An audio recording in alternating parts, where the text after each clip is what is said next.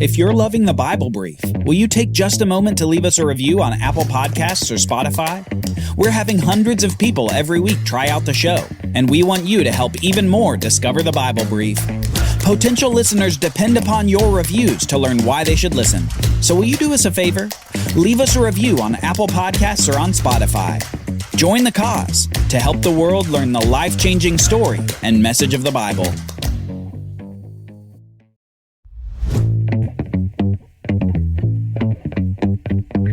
Today, Yahweh's presence moves from the top of Mount Sinai into the middle of the nation as the Israelites complete the great tabernacle for God on the Bible Brief.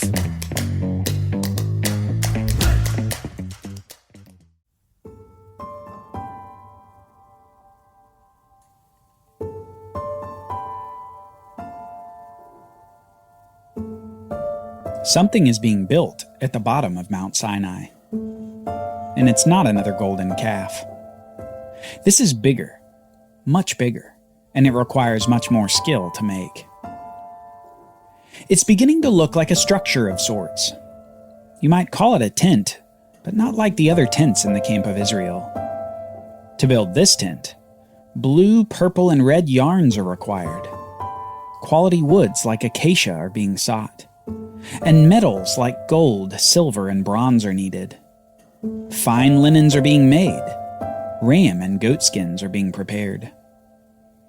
But the tent is not all that's being built. New clothing is also being made. Clothing for Aaron and for his sons. Special robes made of these fine yarns and linens, with fine jewels woven into the clothing. This fine clothing will be used in this large tent structure being constructed. They've been working for months on this building project. A project that Moses came to them with after he again went up to God to receive a new copy of the 10 Commandments stone tablets. Moses had broken the first set of tablets when the people had broken the covenant with the golden calf. And with this new set of tablets, it was as if God was giving them another opportunity. When these new tablets were made, God had said to Moses, "Yahweh, Yahweh, a God merciful and gracious, slow to anger, and abounding in steadfast love and faithfulness, keeping steadfast love for thousands, forgiving iniquity and transgression of sin, but who will by no means clear the guilty, visiting the iniquity of the fathers on the children and on the children's children, to the third and the fourth generation." With these new tablets, God was demonstrating that he could have wiped out the Israelite camp for their covenant violation, but he was instead being gracious toward them, not overlooking their sin, but seeing it, and yet being kind to them and giving them another opportunity for obedience. But this obedience would be especially difficult, because as we saw through the book of Genesis, the sins of the fathers often show up in the lives of the sons. We haven't seen the last of Israel's idolatry. With these new stone tablets of the 10 Commandments, Moses returns to the camp after another 40 days and 40 nights on Mount Sinai with God. As you can imagine, this return from the top of the mountain doesn't have the same character as the first time he came down. The people have learned their lesson. But Moses himself is also different from the last time. As he comes down from the mountain, the people can't bear to look at him in the face. Apparently, these interactions with God have caused something of a brightness and a shining appearance on the face of Moses, so that the people fear to even look at him. For the sake of the people, Moses begins to wear a sort of veil to obscure his face's bright appearance from speaking with God. When God's glory rubs off on a person, others take notice. It's in this new veiled state that Moses comes before the whole people of Israel and commands this building project that they have embarked upon. Commands that he himself was given from God, according to a plan and pattern that God provided. Let's read in Exodus 35, starting in verse 4. Moses said to all the congregation of the people of Israel, "This is the thing that the Lord has commanded. Take from among you a contribution to the Lord. Whoever is of a generous heart, let him bring the Lord's contribution: gold, silver, and bronze, blue and purple and scarlet yarns, and fine twined linen, goat's hair, tanned ram skins and goat skins, acacia wood, oil for the light, spices for the anointing oil and for the fragrant incense, and onyx stones and stones for setting. And later we read this. Then all the congregation of the people of Israel departed from the presence of Moses. And they came, everyone whose heart stirred him, and everyone whose spirit moved him, and brought the Lord's contribution to be used for the tent of meeting, and for all its service, and for the holy garments. So they came, both men and women. All who were of a willing heart brought brooches and earrings, and signet rings and armlets, all sort of gold objects, every man dedicating an offering of gold to the Lord. And everyone who possessed blue or purple or scarlet yarns, or fine linen or goat's hair, or tanned ram skins or goat skins brought them. Everyone who could make a contribution of silver or bronze brought it as the Lord's contribution. And everyone who possessed acacia wood of any use in the work brought it. And every skillful woman spun with her hands, and they all brought what they had spun, in blue and purple and scarlet yarns, and fine twined linen. All the women whose hearts stirred them to use their skill spun the goat's hair. And the leaders brought onyx stones and stones to be set, and spices and oil for the light, and for the anointing oil, and for the fragrant incense. All the men and women, the people of Israel, whose heart moved them to bring anything for the work that the Lord had commanded by Moses to be done, brought it as a free will offering to the Lord. You can see how committed the people of Israel are to God in the completion of this structure and associated vestments. They are bringing their wealth to God, day after day, so that this great structure is completed. 40 days prior, they had seen the swift judgment of God, and simultaneously experienced the mercy of God in sparing the nation, and now they were committed. So committed, in fact, that Moses has to ask them to stop giving to the project. And Moses called Bezalel and Oholiab and every craftsman in whose mind the Lord had put skill, everyone whose heart stirred him up to come to do the work. And they received from Moses all the contribution that the people of Israel had brought for doing the work on the sanctuary. And they still kept bringing him freewill offerings every morning, so that all the craftsmen who were doing every sort of task on the sanctuary came, each from the task that he was doing, and said to Moses, "The people bring much more than enough for doing the work that the Lord has commanded us to do." So Moses gave command, and word was proclaimed throughout the camp, "Let no man or woman do anything more for the contribution for the sanctuary." So the people were restrained from bringing, for the material that they had was sufficient to do all the work and more. The people of Israel were committed to doing this wonderful work for God. They were giving and giving and giving until Moses made them stop. Now you may ask yourself, what is this building project for? Why is this tent so important, and why did God command the people to build it?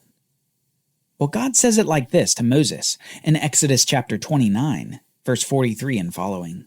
He says, "At the tent I will meet with the people of Israel, and it will be sanctified by my glory.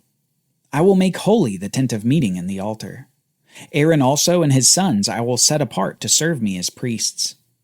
I will dwell among the people of Israel, and will be their God. And they shall know that I am Yahweh their God, who brought them out of the land of Egypt, that I might dwell among them. I am Yahweh their God."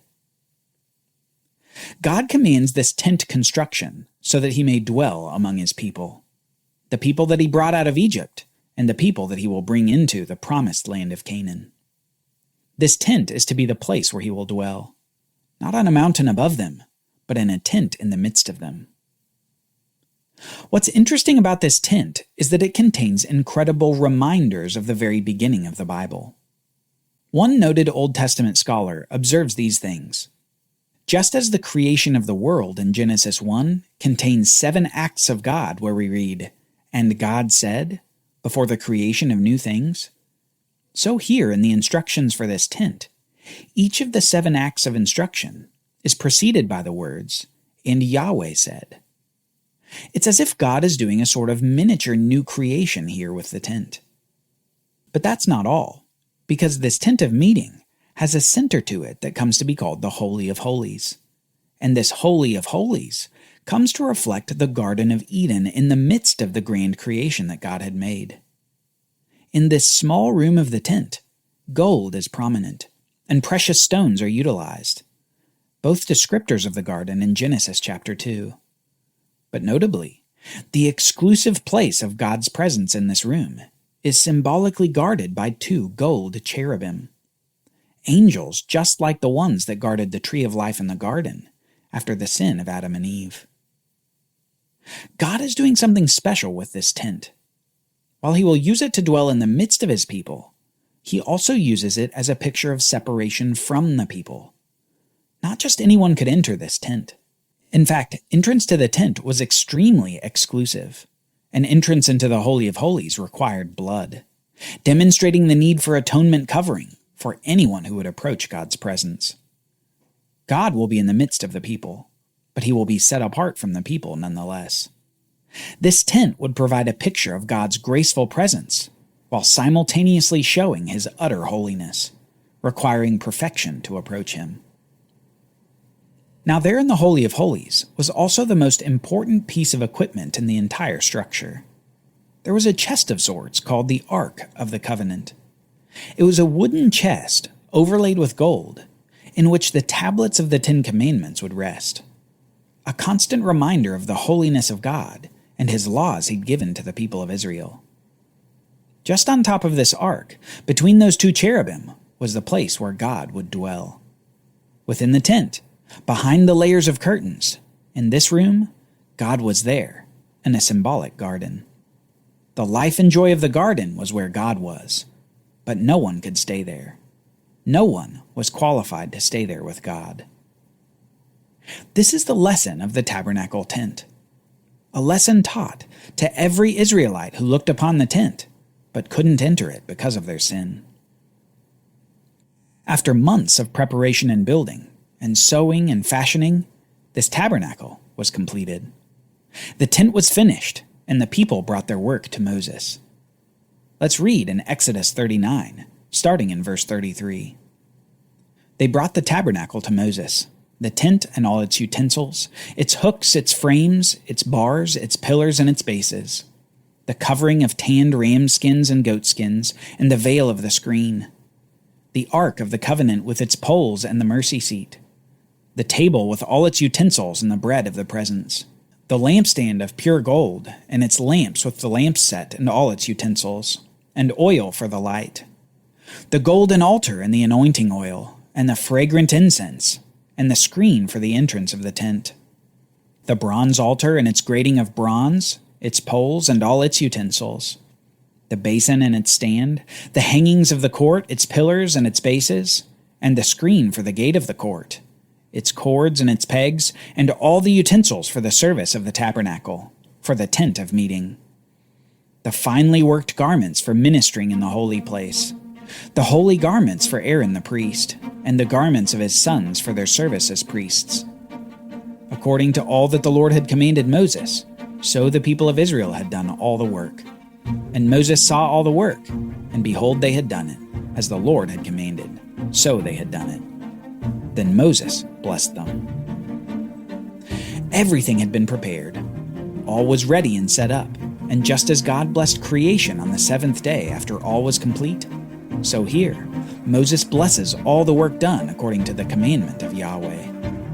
And soon, the cloud atop of Mount Sinai moves to a new location, a location to be with the people of Israel. We finally read this to close the book of Exodus. Then the cloud covered the tent of meeting, and the glory of the Lord filled the tabernacle. And Moses was not able to enter the tent of meeting because the cloud settled on it. And the glory of the Lord filled the tabernacle. Throughout all their journeys, whenever the cloud was taken up from over the tabernacle, the people of Israel would set out. But if the cloud was not taken up, then they did not set out till the day that it was taken up. For the cloud of the Lord was on the tabernacle by day, and fire was in it by night, in the sight of all the house of Israel throughout all their journeys. God is with his people, and this picture of the tabernacle tent is a picture that only gains clarity as we move through the Bible. Especially 1,500 years later, when Jesus is born in a little town in the land of Canaan. It's no coincidence that the Gospel of John includes these words about the incarnation of Jesus. The Word became flesh and tabernacled among us.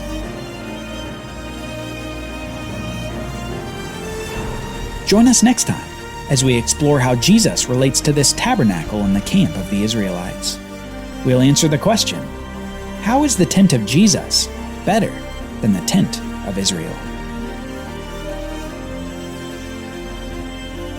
The Bible Brief is brought to you by the Bible Literacy Foundation, dedicated to helping people like you learn the Bible.